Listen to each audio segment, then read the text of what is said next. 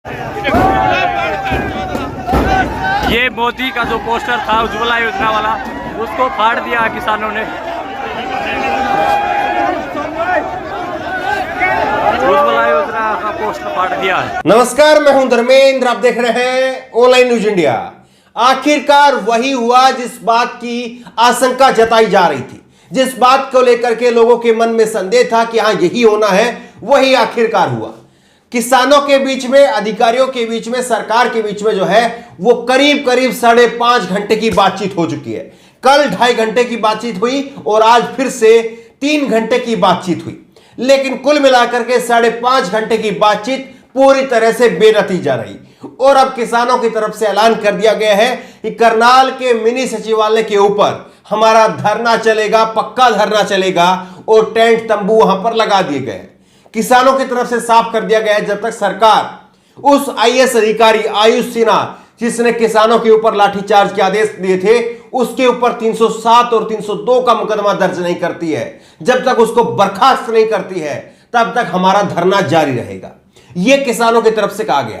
कई सारी अहम बातें कही गई है और अब आगे की रूपरेखा भी तैयार हो गई है कि आगे यह आंदोलन किस तरह से चलेगा, यह भी अब साफ हो गया है। वो सब कुछ बताएंगे, लेकिन किसानों ने किस तरह से गुस्से में आकर वहां पर नरेंद्र मोदी के पोस्टर फाड़ने शुरू कर दिए। ये तस्वीर एक बार आप फिर से देखिए, किस तरह से किसानों ने पेट्रोल पंप के ऊपर नरेंद्र मोदी के उज्ज्वला योजना के जो पोस्टर लगे हुए थे, उन पोस्टरों को फाड़ दिया। पहले एक बार फिर से आप ये तस्वीरें देखिए और उसके बाद में आपको दिखाएंगे कि किस तरह से किसानों और सरकार के बीच में जो बातचीत हुई है वो आज किन कारणों की वजह से आज उसमें कोई नतीजा नहीं निकल पाया, वो आपको बताएंगे। लेकिन पहले आप ये तस्वीरें देखिए। ये मोदी का जो पोस्टर था उज्ज्वला योजना वाला, उसको फाड़ दिया किसानों ने। उज्ज्वला योजना का पोस्टर फाड़ दिया है। दरअसल ये गुस्सा इसीलिए है कि सरकार पूरी तरह से हठधर्मिता दिखा रही है। सरकार दिखा रही है कि हां हम मानने वाले नहीं हैं, अब भले ही कितने भी आ जाए। और इसी को लेकर के आज डीसी से बातचीत होती है। डीसी से बातचीत होने के बाद में उसी मीटिंग में एसपी आते हैं, उसी मीटिंग में कमिश्नर आते हैं और आधे घंटे के बाद में वो चंडीगढ़ से अपने अधिकारियों से, अपने नेताओं से बातचीत करते हैं। वो एसपी है, डीसी है, कमिश्नर है, वो लगातार चंडीगढ़ अपने अधिकारियों से बात कर रहे थे। ये किसान नेताओं की तरफ से कहा गया। लेकिन किसान नेताओं ने अपनी सीधी सीधी 2-3 मांगे रखी हैं।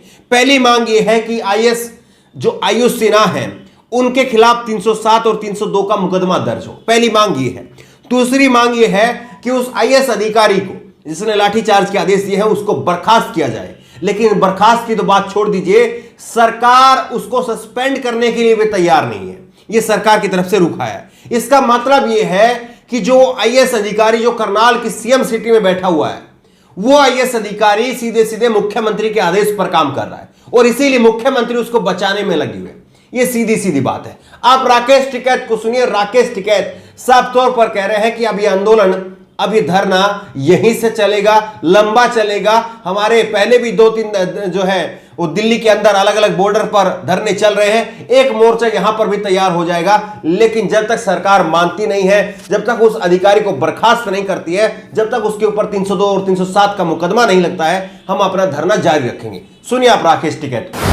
आज 3 घंटे मीटिंग आज हुई और 2 घंटे मीटिंग कल हुई, लेकिन अधिकारी पूर्ण रूप से उस अधिकारी को बचाने का पक्षधर कर रहे हैं। उस पर मुकदमा लिखने को तैयार नहीं है, उसको सस्पेंड करने के लिए तैयार नहीं है। और यही कारण है कि 3-3 घंटे में और कई दौर की मीटिंग आज भी हुई। तो जो चंडीगढ़ है वहां से पूरा डायरेक्शन यहाँ के अधिकारी ले रहे हैं। हमने पूरा डिसाइड ये करा है कि हमारा धरना यहाँ पे बादस्तूर जारी रहेगा और उत्तर प्रदेश से, पंजाब से, यहाँ से और जगह से भी लोग हमारे आते रहेंगे। हमारे दिल्ली के धरने डिस्टर्ब ना हो, एक मोर्चा यहाँ पे भी हम खोल लेंगे।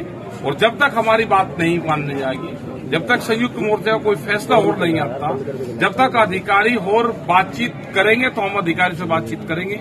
यहाँ पे हमारे लीडर से भी बातचीत करेंगे। और ये हमारी बहुत मिनिमम से मिनिमम वो है कि उस अधिकारी के खिलाफ कार्रवाई हो, जो जिनका चोट लगी है उनका वो मुकदमे ये सारी चीजों पे, और सेकेंडली बात होगी, पहले अधिकारी प्रायोरिटी पे हमारा। राकेश टिकैत ने ट्वीट करके भी इस बात की जानकारी दी है। राकेश टिकैत का ट्वीट आप देखिए, करनाल मिनी सचिवालय पर हमारा धरना जारी रहेगा, धरना स्थल मिनी सचिवालय ही रहेगा, जब तक न्याय नहीं मिलेगा तब तक किसानों का संघर्ष जारी रहेगा। करनाल फार्मर प्रोटेस्ट, और यह ट्वीट किया गया है 6:06 पर 8 सितंबर को। 2 दिन बातें राकेश टिकैत ने साफ कर दी कि जब तक इसमें न्याय नहीं मिलेगा, आईएएस के खिलाफ कार्रवाई नहीं होगी, तब तक धरना जारी रहेगा। दूसरी बड़ी बात जो यहां पर इस ट्वीट में साफ की गई है कि हमारा धरना मिनी सचिवालय से ही चलेगा, यानी हम किसी पार्क में या कहीं पर साइड में जाकर के नहीं बैठेंगे। ये राकेश टिकैत की तरफ से कहा गया है। और राकेश टिकैत ने यह भी कहा है कि हम अधिकारियों को मिनी सचिवालय के अंदर जाने या आने की अनुमति नहीं देंगे, मेन गेट के ऊपर हम बैठेंगे।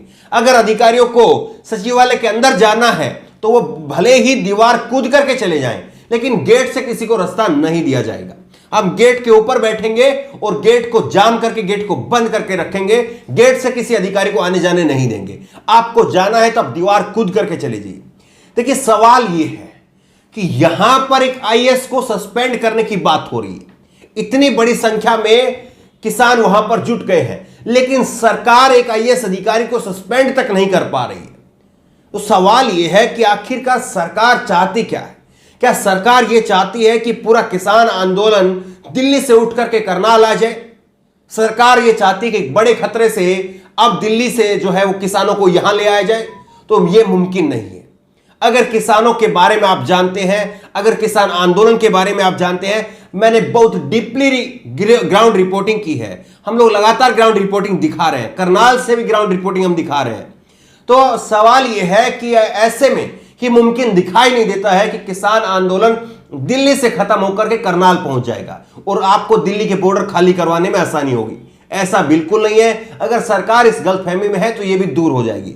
बिल्कुल इस बात में कहीं पर भी दूर दूर तक भी चांस नहीं दिखाई देता है कि किसान आंदोलन जो है वो केवल जो है वो करनाल तक सीमित होकर के रह जाए। भले ही इससे भी ज्यादा हालात खराब हो जाए, लेकिन करनाल के अंदर ये केवल सिमट करके रह जाए, ऐसा बिल्कुल नहीं दिखाई दे रहा।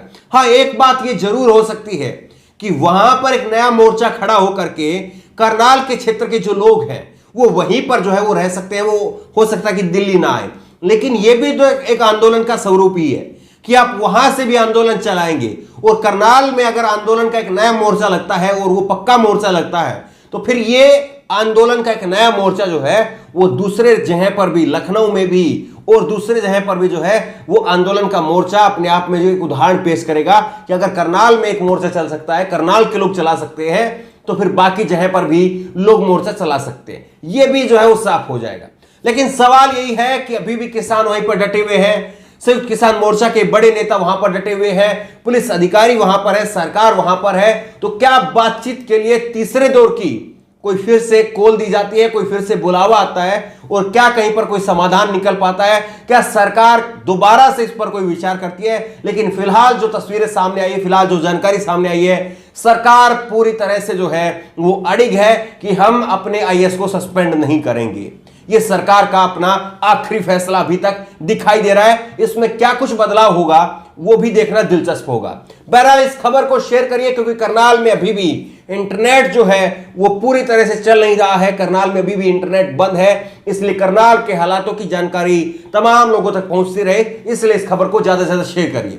इस खबर को लेकर, इस वीडियो को लेकर आपकी जो भी राय हो नीचे कमेंट बॉक्स में अपनी राय जरूर दें। और इसी तरह की तमाम खबरों के लिए ऑनलाइन न्यूज इंडेक्स सब्सक्राइब करें, साथ में जो बेल आइकन है घंटी उसको जरूर दबाएं, ताकि जैसे वीडियो अपलोड करें उसकी नोटिफिकेशन आपको तुरंत मिल सके।